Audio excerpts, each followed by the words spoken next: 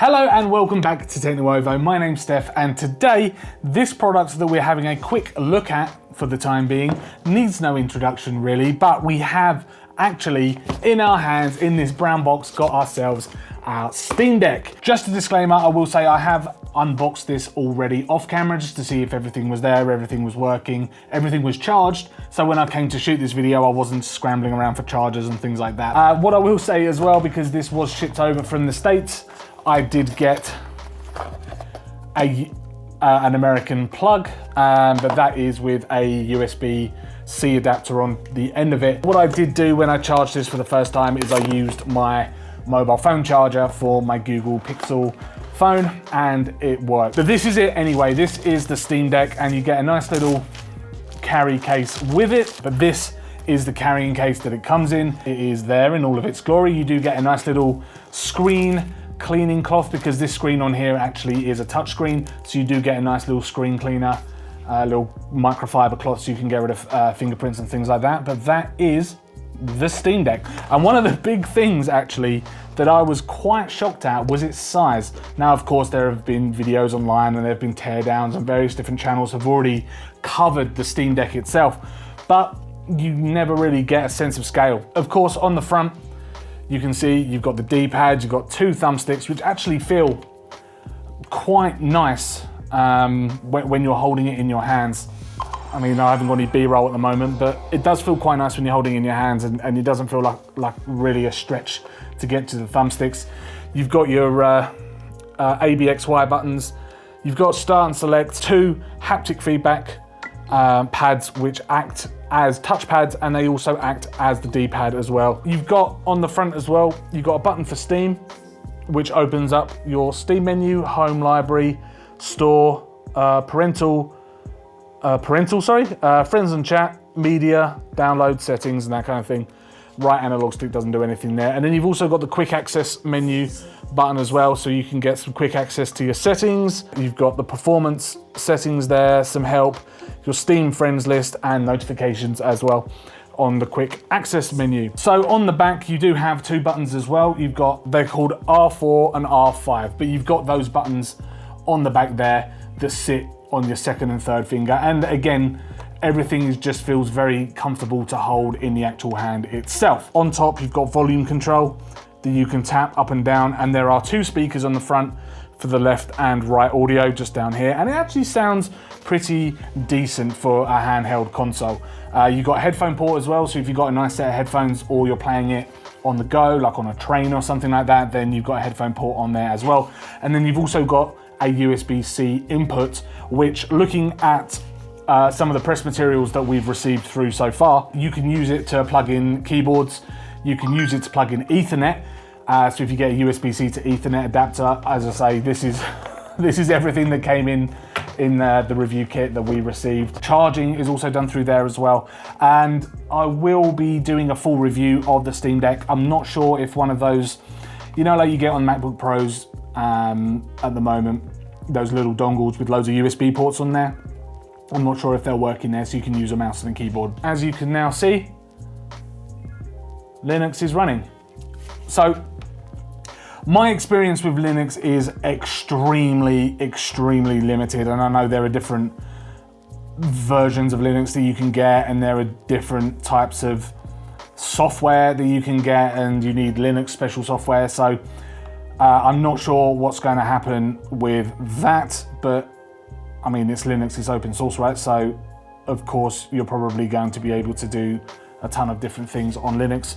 As you can see, the start bar, if you can see, if I can get that a bit closer, there's a full start bar and things like that on there as well. Full list of applications, so things like Discord, other launchers of things like Games Pass, for example, Origin. There was a bit in our press material that we got through about Origin, which is on the way, which is pretty cool. So you can play EA games and things like that. The other thing I did forget to mention actually is on the bottom here, I didn't show it, but on the bottom is your micro SD card slot. So you can extend your storage capacity. As I say, we've got the 512 version here. I'm not sure if you'll be able to see on camera. Let me just line that up for you. but you've got the mouse there, and it's touch sensitive, so you can actually use it as a mouse. The processor you've got in there is the AMD APU, as we all know. It's running Zen 2 architecture, 2.4 to 3.5 gigs, clock speeds, 16 gig of DDR5 onboard, or LPDDR5 onboard RAM.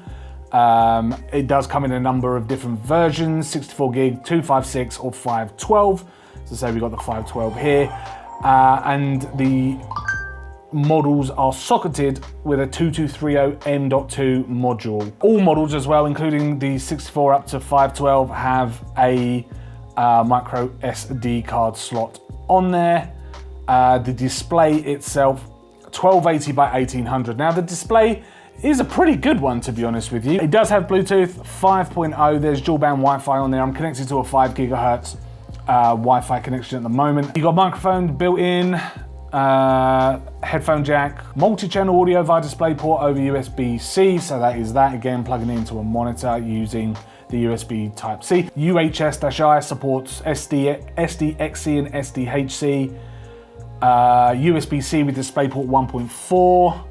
Alt mode support up to 8K at 60 Hz or 4K at 120. And the actual size, 300mm by 117 by 49.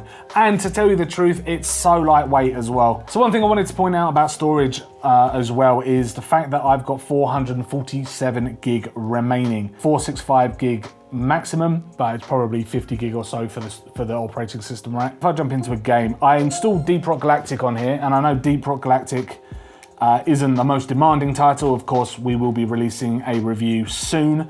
It's not the most demanding title in the world, but I downloaded it because it's quite a small game and I wanted just to fire up a game to see what it was like. And to be perfectly honest with you, it actually ran pretty decent. But when you first load into the hub, the social hub area on the spaceship, it was a tiny little bit stuttery. You noticed that stutter, but it wasn't enough to think, oh, I'm not going to play this game again, I'm not going to put it off. When I went down to the planet on one of the missions, it was absolutely fine, ran fine. But it is there, Deep Rock Galactic is running. One thing though, I am starting to notice playing games is it's getting hot around the 10. I mean, this is cooling right here, fan cooling, but it's hot.